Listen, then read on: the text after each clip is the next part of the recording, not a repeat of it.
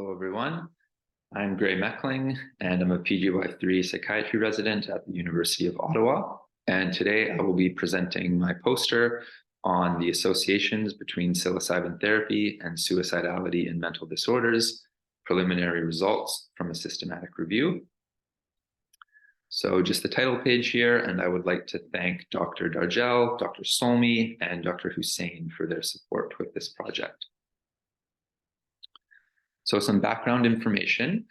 Suicide confers substantial public health burden, and suicidality, defined as the thoughts, behaviors, and intentions related to suicide, is associated with many mental disorders. Psilocybin therapy, and that is 1 or 2 administrations of psilocybin with psychological support, has been shown in early clinical trials to produce rapid and sustained reductions in suicidality.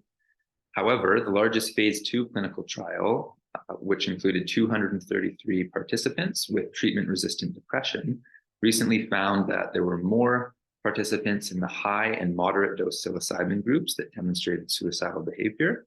Therefore, we felt a systematic review of psilocybin therapy and suicidality outcomes was warranted.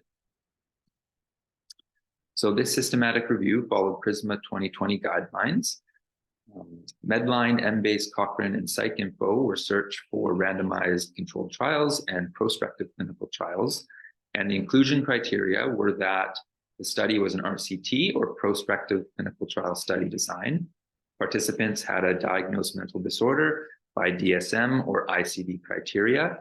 And finally, that they report on the effect that psilocybin had on suicidal ideation, behavior, or deaths, regardless of adjuvant treatment. And the suicide outcomes could have been primary or secondary measures or reported as adverse events.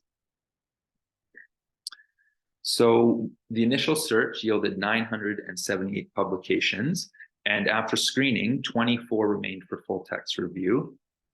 From these, 10 were excluded because they reported on the same patient population or ultimately did not meet one of the inclusion criteria. And these preliminary results are on the 8 RCTs that reported on suicidal behavior and represent a total of 647 patients, 363 of whom were in the psilocybin groups and 284 in the control groups, including pre-crossover groups if it was a waitlist design. And so overall, there were 3 participants out of the 363 in the psilocybin group and 0 out of the 284 in control groups that engaged in suicidal behavior after the medication sessions through the end of the trial period. And a simple chi-squared test showed no statistically significant difference between these proportions, with a p-value of 0.125. Now, what to make of these data? So the preliminary results are, of course, with a limited sample size, and they do indicate a possible risk of psilocybin therapy increasing suicidal behavior. Now, as I mentioned, there was not a statistically significant difference.